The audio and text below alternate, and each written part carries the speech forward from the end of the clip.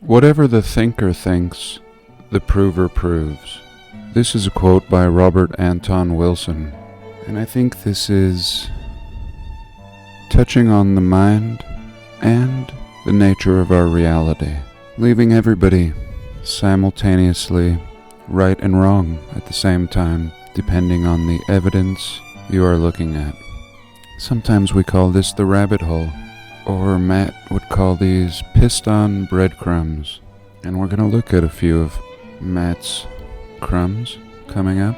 But I say this because anything that I may show you or somebody else most likely has already been debunked. Doesn't matter what proof you bring forth and who will listen, really. It has already been debunked and settled, and even if you found a great proof, it would land on deaf ears and blind eyes. So everybody thinks they have the truth until the universe or creator or matrix throws out another breadcrumb. And it's up to us whether we continue to chase. It depends. If it's driving you mad, then I would say no. You should pursue things that would make you feel good, bring you clarity of mind and peace of spirit. I typically live by this. If a person, place, or thing brings bad energy in any kind of way, I typically refrain and return to a place of peace, wherever that may be, most usually within. As Jesus tells us, where we'll find the kingdom of God. And unfortunately, most people are looking elsewhere. And back to my point, will we ever know? I don't think so. I think it's exactly as Robert Anton proposes. The prover will always prove what the thinker thinks. And my position is similar to that of the old Mudflood channel. And he said, quote, "It's not that you've lied to me, it's that I can never believe you again." And I agree. I'll come up with my own conclusions and look elsewhere for the truth. And with that said, welcome.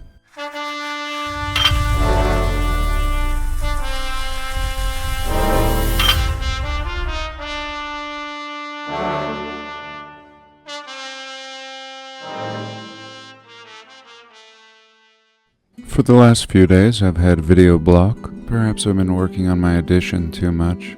But here at 2 in the morning, or 30 till, I have a bunch of stuff I want to share. Why does inspiration hit so late? I don't know. So maybe I'll just try to share a little bit of everything. Here I'm looking at the fire of Baltimore, and I believe this is in 1904, give or take. And at first when I saw it, I thought this was an image of the Civil War, because it looks absolutely identical. This could look like the remains of anything that we see in the early time period. What looks like a beautiful castle-like structure and city turned to absolute rubble. Really, a fire is a horrible thing, of course, but pretty gentle, just burning and things falling in their footprint. But this, knocking down walls and leaving piles and piles of rubble. And look how advanced just this section of building is. Was there an elevator in here? Is this an elevator shaft? Down here we can see a doorway going into the underrealm. And pretty amazing. Just based on the ruins, we're actually able to see how advanced this architecture was. How well built something has to be appreciated in its decay. And here was a nice little share by a kind supporter, Apocalypse List, and I thank you for this. He asked us to have a little look at old Harvard University, more specifically the buildings on the campus. And here's a sneak peek in 1836. Harvard University was founded in 1636 in Cambridge, Massachusetts, making it the oldest institution of higher learning in the United States. That is debatable, In 1782, they formed the School of Medicine, 1817, the School of Law, and 1908, the School of Business. It's said to be one of the most prestigious schools in the world. And we're told, with 17,000 Puritans migrating to New England by 1636, Harvard was founded in anticipation of the need, not even needing it, just anticipating the need, for a new location for training clergy, a church in the wilderness. And really a lot of details, more details than we get for any building in the early 1900s. Here, this site dating back to pre-official America. And some guy donates 400 books and about 800 pounds of silver, and they changed the name to Harvard College, as opposed to this clergy training school in the wilderness. And there you go. He donates 400 books, name the college after him, and mind you, this whole thing was in anticipation of the need, as we see up here. And here's a little look at Harvard as seen from the Holyoke Center. And here are some of the buildings. Oh, how imaginative. What a refreshingly new style. I've never seen this before. Over and over again. And as beautiful and intricate as I find these buildings, after a while, I must say that it's somewhat unimaginative. And having done these videos now for these past few, I almost feel as if I've been living in this old world. And frankly, it is almost ridiculous. I think this fact alone disproves the narrative. How unnecessary these buildings are. And everywhere throughout this realm.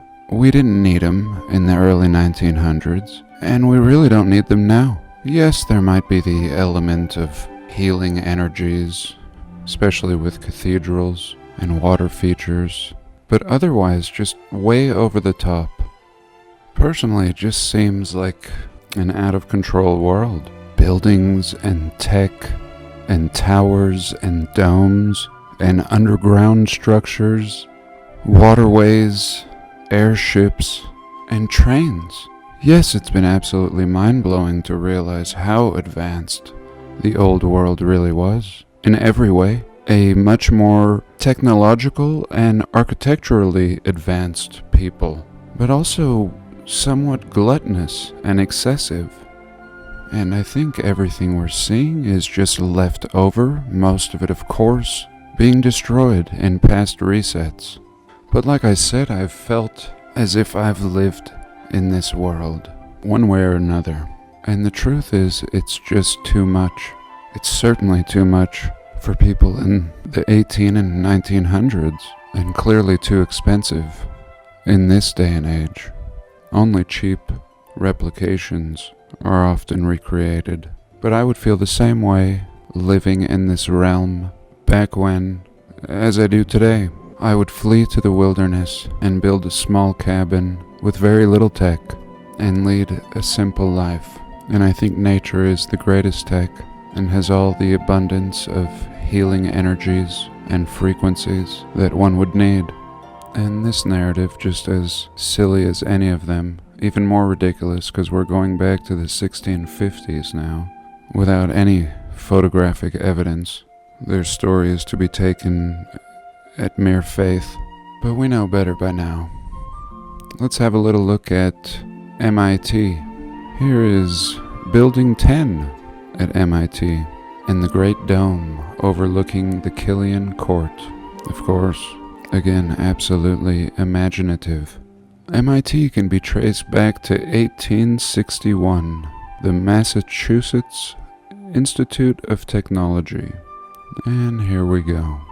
They decided to start building this college, and 2 years later, the Civil War broke out. Did this hinder anything? Oh no, never.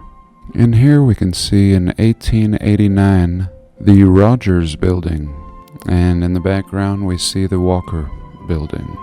And a very smart way to build your foundation with ground floor windows.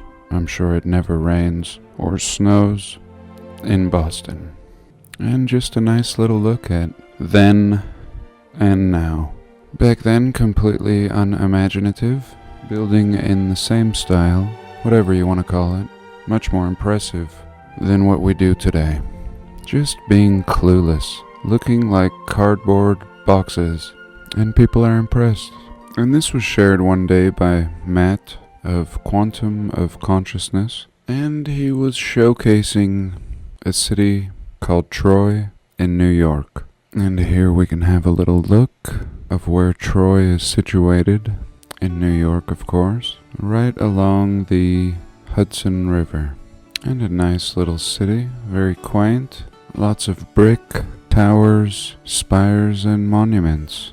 And then, every now and then, we see a little picture like this, here titled the Seminary Buildings. And here in this old bird's eye view, we can see Troy, and looking very advanced in times of old. Just look at this landmass with a castle down here, completely built out. Who could be lacking anything in this city? We're told at a very early stage, but simply looking pretty advanced to me at a glance. And here we see this glorious castle. Trees that have been planted in rows. And what do they say about this castle? We're told this castle is a university. Troy University was a short-lived structure established in Troy in 1858. The school closed in 1861. So there we go. The most beautiful building in this whole city, and this is the explanation that we get. Built as a school by the Episcopal Church and closes after 3 years. Is it because this is Troy, New York? Would we have gotten a better narrative in New York City? Does nobody demand a better explanation? That's it? The Methodist Church comes in the fine year of 1858 and builds a castle? Why would any school require more than 2 floors in 1858? Did they really need all the spires and all these other buildings? All of these, we're told, are for this school. A school in 1858. They have a gymnasium, a main building, a laboratory, and very interesting that this is the Polytechnic Institute. Very suspicious with these tech institutes, seeming to be a redesignation for a specific type of building. In Russia, of course, we have the Polytechnic Museum, which is one of the more popular examples of a mud flood in Russia. But here we also have this strange story associated with a polytechnic something. And I think all schools are simply redesignations. We discussed Harvard and MIT and simply how ridiculous those narratives are as well, and seeming as if the university was a scheme right from the get-go, before even breathing a word of a false narrative. So anyway, back to our castle school, built on a hillside on 265 acres. The campus overlooks the city of Troy and the Hudson River, and is a blend of traditional and modern architecture. We're told that numerous American colleges or departments were modeled after this school. Mind you, this school closed after 3 years. And here's an old engraving from 1876. We see an observatory in the background here, a dome, and really amazing. They managed to create terraces and even bury the building a little bit into the terrace. And the bottom line is they tore this beautiful building down.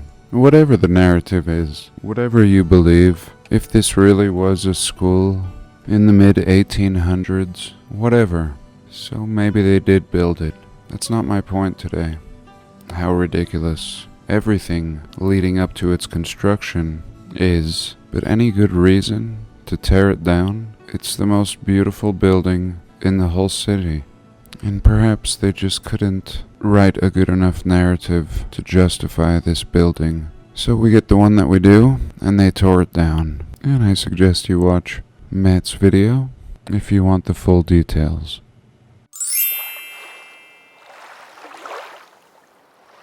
Now, here I want to talk about a little melted building.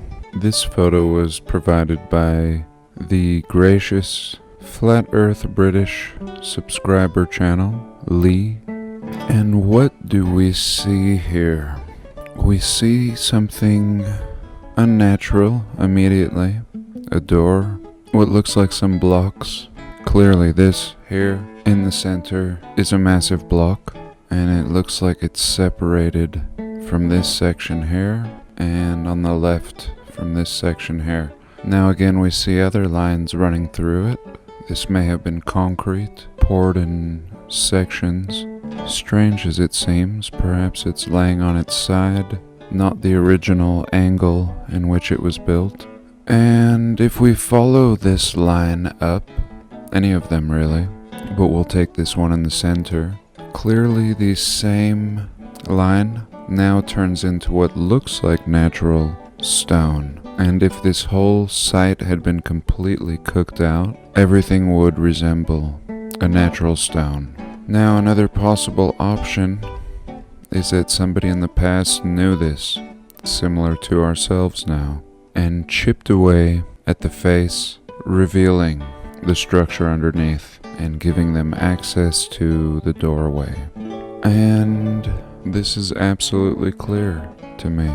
The blocks have ballooned and swelled like a Rice Krispie, and here we see preserved remains. And very fascinating in every way. We see this line running in this direction and really making me want to chip away at as many mountains as I can, revealing the buildings underneath. Still a pretty thick layer of melt, maybe 6 to 10 inches. And what stories would we be told about this? A temple or a tomb? For me, a little smoking gun to what happened long ago, perhaps many resets ago. Unrecognizable, only traces remaining. Even up here in the corner, perhaps this was a giant wall. And if a force like this ever struck our realm again, there really would be nowhere to go except underground.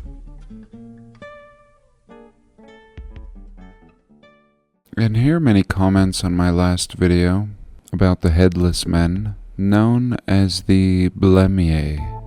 These people were first described as inhabitants of ancient Libya or the Nile system. Later, they were said to have existed in the region of India. Here we're told there's two types, one with the eyes on the chest and others with the eyes on the shoulders. Various etymologies have been proposed for the origins of the name LBRYs. And very fascinating. I'd like to do a part 2 on that video. Many comments to go through. We are told the one-footed people were called sciapods, the dogheads were called cynocephales, and the cleft-footed people in Zimbabwe were called Doma. And these people, I remember, were actually still in existence. Doma or Vadoma. Now we're going to look at this Merlin collection one more time. And of course we're told this is a fraud and a hoax time and time again. But what if we had the opportunity to test such a specimen? I wanted to come to this particular species, some sort of fairy, a winged biped carnivore. And this really looking like the elongated heads that we see in South America, both small and full size. Also depictions of pharaohs in Egypt with the same style elongated cone head. And mind you, this is from around 200 years ago. And right away this brought me to something in modern times. And I thought it was very appropriate to tie into this collection, which again most people think is fake. But today I wanted to show a creature in modern times that has been found and that has been thoroughly investigated in a respected university. I first heard about this about 15 years ago while listening to Coast to Coast AM, which has now sadly gone downhill. But here they had a guest by the name of Stephen Greer, and he had found this creature, or come into possession of it. And exactly what I would want to do if I got my hands on such a specimen. They brought it to Stanford University and took detailed x-rays, CAT scans, and genetic samples for testing. Here they had this Dr. Lockman perform many of the tests, who's the author of a book and a leading expert on skeletal abnormalities, and he was in charge of examining the x-rays, CAT scans, and photographs. They obtained DNA from the two right anterior ribs on the humanoid. These clearly contained bone marrow material, and the strictest protocols were observed. This small humanoid is 13 centimeters, or about 6 inches, and completely intact. There's absolutely no doubt that the specimen is an actual organism, and it's not a hoax of any kind. This fact has been confirmed by Dr. Nolan and Dr. Lockman at Stanford. So here you go, an absolute confirmation by a mainstream source that this non-humanoid species is actually legit. The DNA was different, the skeletal features, and pretty much everything that could prove that this thing is real has taken place. And here it is again, really fascinating. Again, the large head, and showing comparisons to small infants, just to eliminate that. And honestly, I think this creature doesn't even look as legit as this one, and really seeming like these two could be cousins. And I really spent a lot of time examining both of these specimens. And I think one, having been thoroughly investigated by medical experts, lends credibility to the other, which has been quickly discarded without any such examinations. Well, that's it. I thank you for joining me, and do have a blessed day, and if God permits, I'll see you next week.